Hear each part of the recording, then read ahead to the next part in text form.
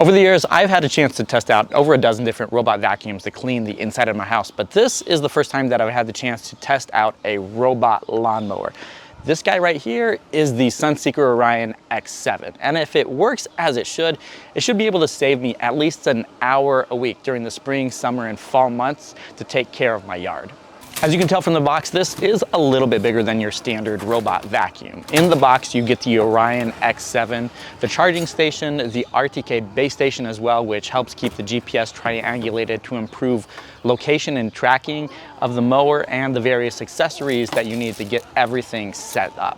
I definitely do recommend watching Sunseeker's step-by-step setup video guide just to make sure that you do everything properly, because there are a lot of steps here to walk through, which can take a little bit over an hour the first time that you do it, and I'll have a link for that in the video description below. For those of you interested in the technology here, let's do a quick rundown of the features. With the Orion X7, Sunseeker is introducing its AO Navi, or Always On Navigational System, that is a combination of RTK GNSS satellite positioning and VSLAM visual technology with a dual camera system on the front of the lawnmower itself. This allows the Orion X7 to know exactly where it is at all times with up to 1 centimeter of accuracy, while also seeing the world around it with its dual camera system on the front to help it fine-tune the boundary borders of your yard, while also seeing anything that you might have left on and avoid any obstacles.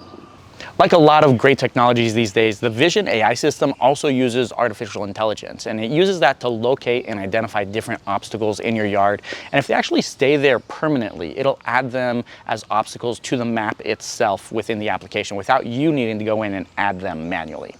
Underneath the IPX5 water-resistant cover, the X7 sports a dual cutting plates that allow for a cutting width of 14 inches, or about 35 centimeters, which is nearly 2 times more efficient than most other robot lawn mowers that are currently on the market. The cutting plates, though, are mounted on a precision adjustable height cutting system that can be set anywhere between 0.8 inches and 4 inches, allowing you really to fine-tune the height of your lawn based off of the different grasses that you're growing and the different seasons, because when it's really hot, you definitely shouldn't be cutting that grass too low.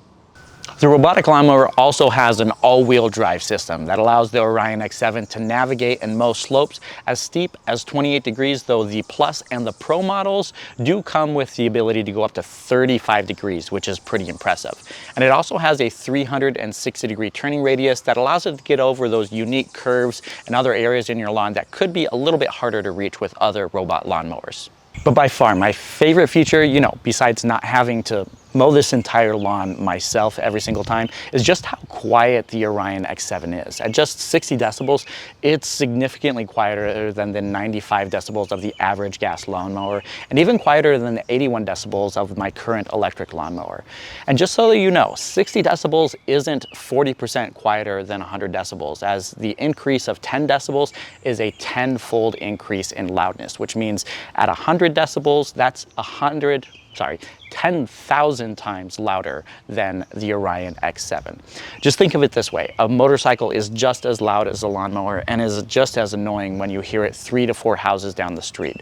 With the Orion X7, if it's 20 feet away, you can't even hear it at all. Now, I will admit that our yard is a little bit larger than most people's, with our total property being about 1/3 of an acre. We have this main section for the backyard here stretching out pretty long, and then we have a section behind the garage as well. And then right behind the house, we have another grassy area right by this deck. And then on the other side of the house, we have the front yard as well. Now, originally, I wasn't sure if I would be able to use the Orion X7 to map out and mow my entire yard. So I started mapping things out and started with the main backyard section. The process is fairly simple once you get the hang of it. You start along one of the boundary lines of your yard and then use the app to control the X7 as you drive along the edges of the boundary. If you have a garage or walls kind of like I do, you want to make sure you give it a little bit of clearance so that there's room for it to turn without getting stuck. And controlling the mower manually is really great when you have uneven edges or curves along the way, but there is also a great option for drawing a completely straight line, which is very helpful since all you have to do is mark the starting point and end point, and the app will do the rest. And if you do have any obstacles in your yard, like trees, chairs, or even a fire pit like we have behind us, you can set those as obstacles in the app or even designate no-go zones for the lawnmower itself. This means you'll be able to mark off any places that you do want it to go and mow and all the other places that it should just ignore. With the main section of the yard behind me mapped out within the app, I let the Orion X7 do its thing and didn't mess with any of the settings here. So it started mowing at a 2-inch height, which was about an inch shorter than the height, the 3 inches that I had set it at the day before with my regular mower. And it went at its job for about an hour, going back and forth, finishing off the entire section and then making one final edging pass around the boundaries just to clean everything up. After that, I let it charge up for about an hour or so before trying to map out the section behind the garage. Now, just to be clear, the RTK base station doesn't have any visibility to the area behind the garage since it's completely blocked, but I had no issues mapping it out and it mowed it without any issues either. Now, getting the other 2 sections of the yard mapped out was a little bit trickier just because of the positioning of the RTK base station. I did have to make a couple different adjustments to see what the best place was, and I ended up putting it on the roof line of the garage here, pushing it a little bit higher, but also towards the edge of the boundary of our yard, just so that I could see past the house up to the front yard.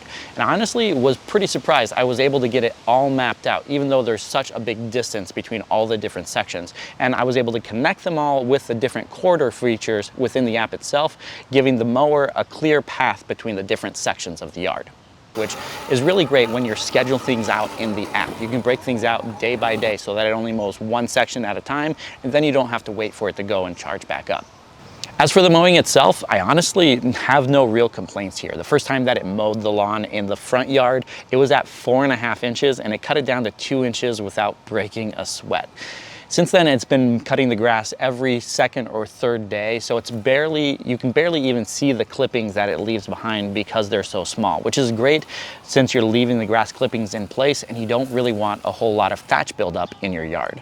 Like a lot of robot vacuums, the application for the Orion X7 does come with a lot of customizable features. As mentioned before, you can set the cut height for the grass and also how tight the lines are when it's going back and forth, and also the direction of those lines so you can get a specific pattern in your yard. And of course, the RPMs of the blades. You can also schedule things out, and I think this is probably the most important feature within the Orion X7 app, just because it tells you when the Orion is going to be running and which sections of the yard it's going to be taken care of on the different days of the week. Personally, I've been running things about every 2 or 3 days just to make sure that the clippings aren't too long, because I don't want a thatch buildup here in the backyard. And as mentioned before, you can also change the settings for when it rains. You typically don't want a lawnmower to run immediately after it stops raining. So you can set up a time buffer between then and there so that the Orion X7 starts back up when the grass is actually dry. As for the price, the Sunseeker Orion X7 will set you back $2,399.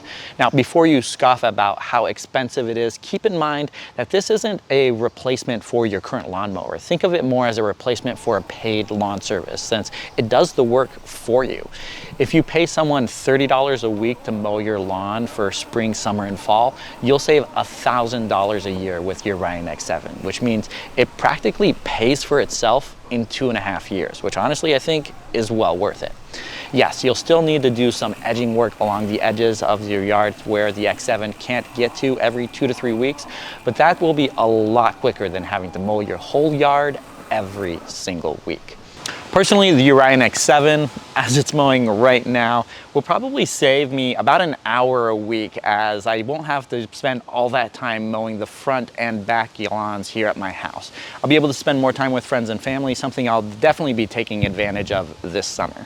If you want to know more about the Orion X7 from Sunseeker, be sure to check out the link in the video description below. And if you have any questions about how it's been going for me, please drop them in the comments as well, and I'll try to answer them as best as I can.